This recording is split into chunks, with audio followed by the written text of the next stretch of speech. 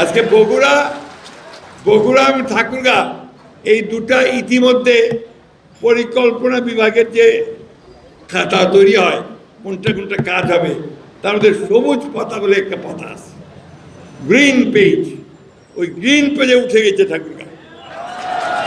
সুতরাং আমি সাংবাদিক ভাইকে বলবো, আপনারা ওই যে অযথা প্রশ্ন করছেন যে কবে হবে কবে হবে, এটা তো আপনার মুহূর্তের মধ্যে ঘষা দিলে আমার হয়ে গেল তা তো হবে না। এইটার এখন সার্ভে হবে, এইটার এখন আপনার ভায়াবিলিটি একটা স্টাডি হবে, সেই স্টাডিতে কতটুকু হবে সে দেখতে হবে।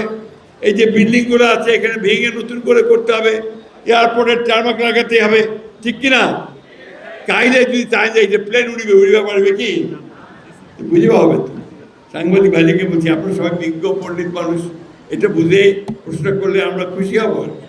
হবে ইনশাল্লাহ, বলেছি হবে। আমাদের প্রধানমন্ত্রী বলেছেন হবে, মন্ত্রীরা বলে গেছেন হবে। আগামী 2 বছরের মধ্যে ইনশাল্লাহ এখানে আপনারা প্লেনে উঠতে পারবেন।